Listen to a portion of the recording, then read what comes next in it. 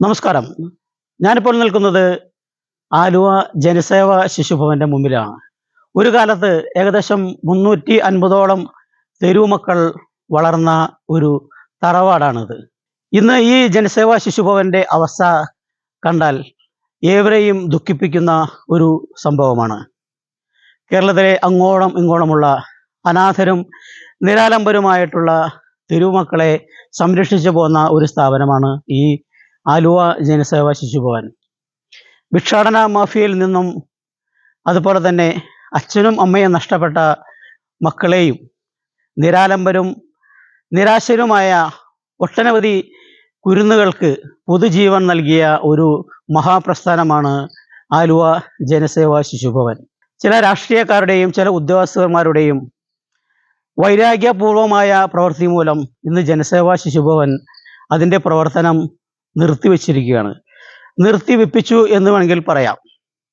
നിരാലംബരായ ഒട്ടനവധി കുട്ടികളെ അവർക്ക് വിദ്യാഭ്യാസവും ഭക്ഷണവും വസ്ത്രവും നൽകി അവരെ നല്ലപോലെ വളർത്തിയെടുത്ത ഒരു പ്രസ്ഥാനമാണ് ജനസേവ ശിശുഭവൻ. ജനസേവ ശിശുഭവന്റെ സ്ഥാപകനായ ശ്രീ ജോസ് മാവേലിയാണ് ഈ പ്രസ്ഥാനം അതിമനോഹരമായി നടത്തിക്കൊണ്ടുപോയത്. നിരാലംബരും അനാഥരുമായ നിരവധി പെൺകുട്ടികൾക്ക് പുതിയ ജീവിതം നൽകിക്കൊണ്ട് ജനസേവ ശിശുഭവൻ പുതിയ മാനം കൈവരിച്ചിരുന്നു.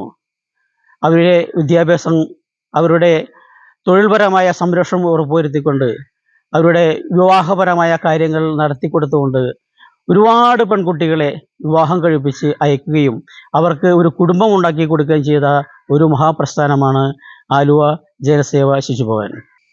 കേരളത്തിലെ തെരുവോരങ്ങളിൽ വലിച്ചെറിയപ്പെട്ട പിച്ചു ചീന്തപ്പെട്ട കുഞ്ഞു ബാല്യങ്ങളെ സംരക്ഷിച്ചുകൊണ്ട് ഈ ജനസേവ ശിശുഭവനിൽ അവർക്ക് വേണ്ട സംരക്ഷണവും ഭക്ഷണവും വസ്ത്രവും വിദ്യാഭ്യാസവും നൽകി അവരെ സമൂഹത്തിൻ്റെ ഉന്നത ശ്രേണിയിലേക്ക് ഉയർത്തിക്കൊണ്ട് തൊഴിൽപരമായ പല മേഖലയിലും, ബാങ്കിങ് മേഖലയിലും മറ്റ് തൊഴിൽ മേഖലയിലുമെല്ലാം അവരെ ഉയർത്തിക്കൊണ്ട് ജനസേവ ശിശുഭവന്റെ പ്രവർത്തനങ്ങൾ വലിയ രീതിയിൽ തന്നെ സമൂഹത്തിന് മാതൃകയായിട്ടുണ്ട്.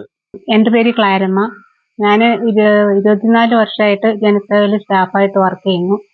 ഞങ്ങൾക്ക് ഏകദേശം 2000ഓളം കുട്ടികളെ തെരുവിൽ നിന്ന് രക്ഷപ്പെടുത്തി സംരക്ഷിക്കാൻ, മുഖ്യധാരയിലെത്തിക്കാൻ സാധിച്ചിട്ടുണ്ട്.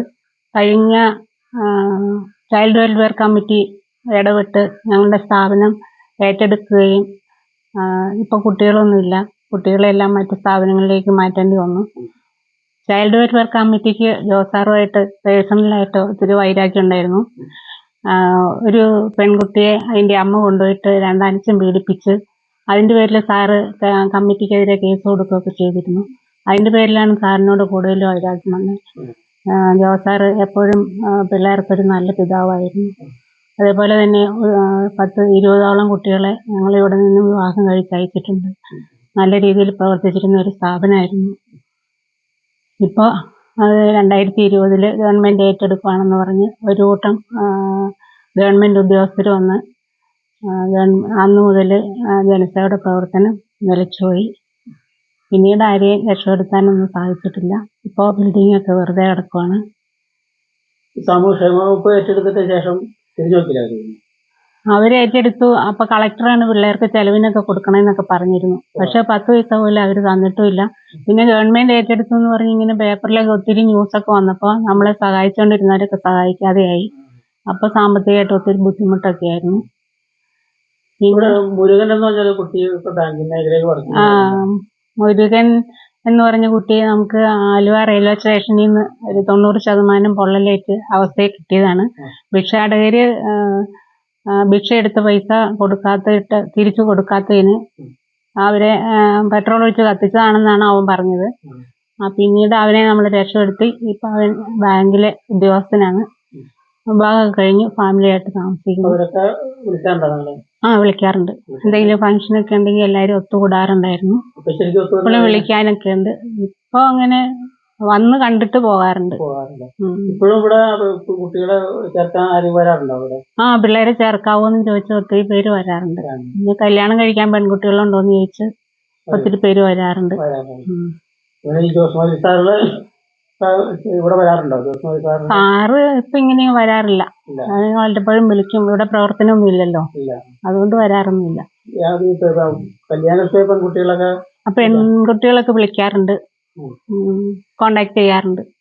പിന്നെ ഒരു സംഭവം ഉള്ളത്, ഒരു പെൺകുട്ടി അതിന്റെ അമ്മ ഭിക്ഷാടന നടത്തിക്കൊണ്ടിരുന്ന അമ്മ ഇവിടെ കൊണ്ട് ഏൽപ്പിച്ചിരുന്നാണ്. ഒരു 4ാം ക്ലാസ് വരെ പഠിച്ചുകൊണ്ടിരുന്നപ്പോൾ അമ്മ ഒരു ദിവസം വന്ന് വീട്ടിൽ കൊണ്ടുപോകണമെന്നും പറഞ്ഞ് ചോദിച്ചപ്പോൾ ഞങ്ങൾ കൊടുത്തു വിട്ടില്ല. കൊണ്ടുപോയാൽ നന്നായിട്ട് നോക്കില്ലെന്ന് അറിയാവുന്നതുകൊണ്ട്. പക്ഷെ ഈ അമ്മ ചൈൽഡ് വെൽഫെയർ കമ്മിറ്റി ചെന്നിട്ട് അപേക്ഷ വെച്ചപ്പോൾ അവർ കൊണ്ടുപോകാൻ ഓർഡർ കൊടുത്ത് അങ്ങനെ ആ കുട്ടിയെ കൊണ്ടുപോയിട്ട് പിന്നെ ഒരു 18 വയസ്സൊക്കെ ആകുമ്പോഴാണ് ആ കുട്ടി തന്നെ ജനസേവയിൽ വിളിച്ചു പറഞ്ഞു, ഇങ്ങനെ രണ്ടാനച്ഛൻ മോശമായിട്ട് പെരുമാറി, രക്ഷിക്കണം എന്നൊക്കെ പറഞ്ഞ് അടുത്തൊരു തയ്യൽ കടയിൽ അഭയം പ്രാപിച്ചിട്ട് ഇവിടുന്ന് ജോസാറൊക്കെ പോയി കൂട്ടിക്കൊണ്ട് വന്നു. അപ്പം അതിനെതിരെയൊക്കെ ചൈൽഡ് വെൽഫെയർ കമ്മിറ്റിക്കെതിരെ കേസൊക്കെ കൊടുത്തായിരുന്നു. അങ്ങനെയാണ് കഴിഞ്ഞ ചൈൽഡ് വെൽഫെയർ കമ്മിറ്റിക്ക് വൈരാഗ്യമായത് സാറിനോട്. ഈ ചൈൽഡ് വെൽഫെയർ കമ്മിറ്റി ഇപ്പം കേസ് വല്ലതും നിലനിൽപ്പുണ്ടോ? ഇപ്പൊ നിലവിൽ കേസൊന്നുമില്ല. ഇപ്പൊ ആരും സർക്കാർ ഭാഗത്തുനിന്ന് ആരും തിരിഞ്ഞോക്കാറില്ല. ഇല്ല. പഞ്ചായത്തിന്റെ ഭാഗത്തുനിന്ന് ഇല്ല. കരിമാനൂർ പഞ്ചായത്ത് ഏറ്റെടുക്കാൻ വേണ്ടി വലിയ ഇതൊക്കെ നടത്തിയല്ലേ? അത് ഏറ്റെടുക്കാൻ വേണ്ടിയല്ല, ഒരു പരിസര മലിനീകരണം എന്നൊക്കെ പറഞ്ഞിട്ട് എന്താ പ്രശ്നം ഉണ്ടാക്കി. ഗവൺമെന്റാണ് ഏറ്റെടുക്കണമെന്ന് പറഞ്ഞു വന്നത്. ജനസേവാ ശിശുഭവന്റെ നേതൃത്വത്തിൽ തെരുവു മക്കളില്ലാത്ത ഇന്ത്യക്കായി പ്രയത്നിക്കുകയാണ്. ഇതിന്റെ ഭാഗമായിട്ട് രാജസ്ഥാനിലെ അജ്മീറിൽ ജനസേവാ ശിശുഭവന്റെ പ്രവർത്തനം ആരംഭിച്ചിരിക്കുകയാണ്. ഇതിന്റെ പ്രസിഡന്റായ ശ്രീ ജോസ് മാവേലിയുടെ വാക്കുകളിലേക്ക്. ഇന്ത്യയുടെ ഒരു തീരാ ശാപമാണ് ഈ കാണുന്നത്. ഏകദേശം 500ഓളം ചെറിയ ടെന്റുകളിൽ എന്താ പറയുക, പട്ടിയും പൂച്ചയും പാമ്പും എല്ലാം പരിദേശിൽ കിടക്കുന്ന ഈ സ്ഥലത്ത്